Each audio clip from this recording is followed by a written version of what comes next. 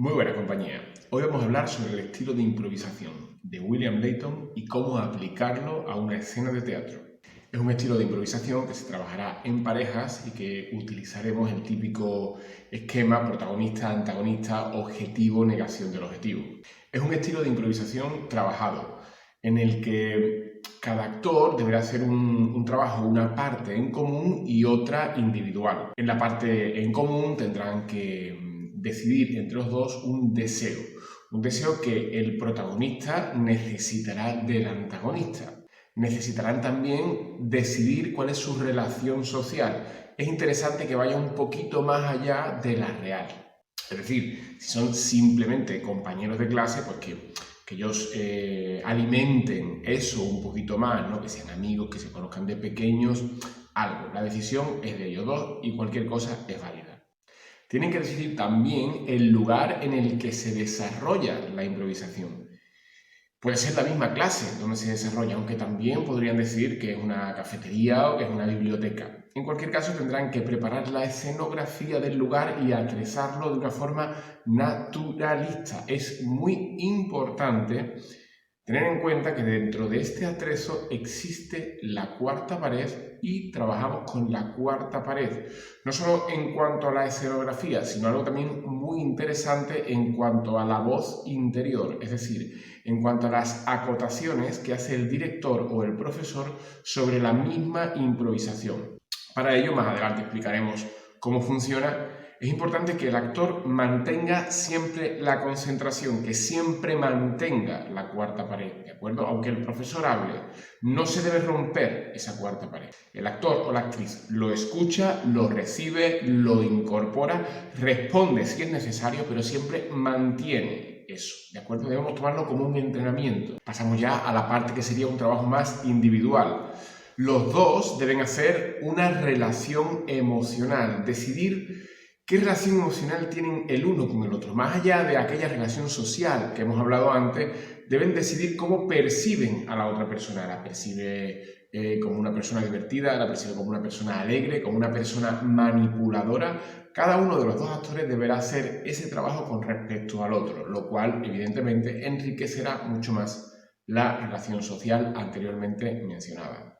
Ambos deben de planear una estrategia para pedir y para negar ese deseo. Por supuesto que el protagonista es el que debe pedir el deseo al antagonista. Y ambos deben tener creada una estrategia, uno para pedirlo y otro para negarlo. Además, ambos tienen que tener muy importante una razón oculta para pedir o para negar, una razón que no deben revelar en ningún momento, algo que impide claramente la consecución de los deseos o motivaciones del otro. Y debe partir de la pregunta, ¿qué pasaría si yo no consigo mi deseo? En el caso del protagonista, ¿y qué pasaría si le doy su deseo? En el caso del antagonista. Y ambas razones ocultas deben de ser de un gran peso.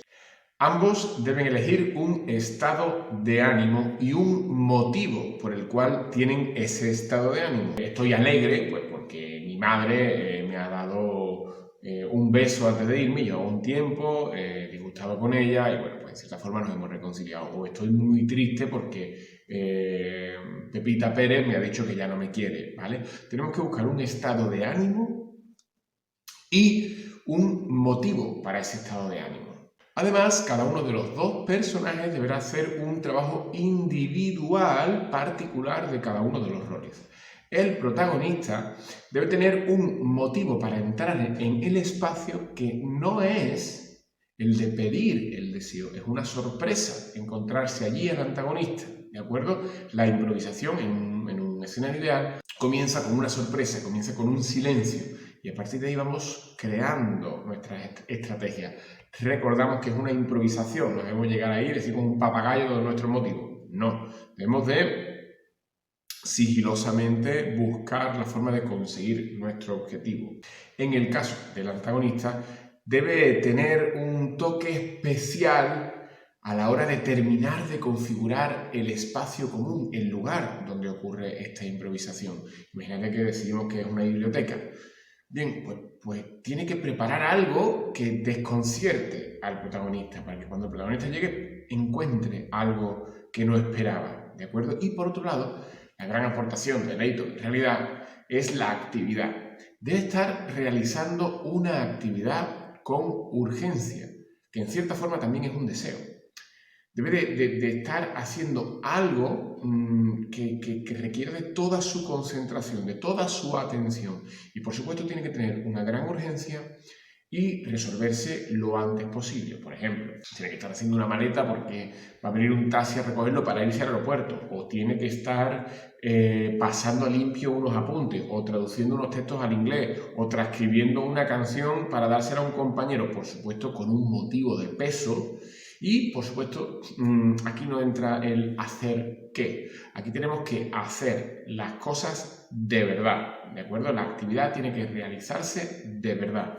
Repasamos. En común, el protagonista y el antagonista tienen que tener un deseo, la relación social, un lugar, incorporando la cuarta pared, y una voz interior. Cada uno individual, aunque deberán hacerlo los dos, deben de decidir su relación emocional, las razones para pedir y negar, una razón oculta, qué pasaría, un estado de ánimo y un motivo para el estado de ánimo. Y por último, el protagonista tiene que tener un motivo para entrar que sorprenda encontrarse allí al antagonista, y el antagonista tiene que dar un toque especial al espacio y tener una actividad. En el caso que queramos aplicar este esquema a una obra de teatro, a una escena de teatro, en lugar de crear desde el folio en blanco, tendremos que deducir los mismos elementos, pero en este caso del texto. ¿Quién es el protagonista? ¿Quién desea algo? ¿Quién funciona como antagonista dentro del esquema de esta escena? ¿Dónde está ocurriendo? ¿Cuál es el lugar? ¿Cuál es la relación social y la relación emocional que tienen estos dos personajes? ¿Cuáles son sus motivaciones? ¿Cuáles son sus motivaciones ocultas? ¿Cuál es su estado de ánimo? Con este mismo esquema podemos comenzar a improvisar sobre estas características de la improvisación, pero no creadas desde cero, sino creadas a través de unos personajes ya existentes. Creamos improvisaciones, vamos creando nuestra pequeña coreografía y poquito a poco, queridos amigos, vamos metiendo el texto. Espero que este vídeo os haya sido útil. Dadle a like, suscribiros. Nos vemos pronto.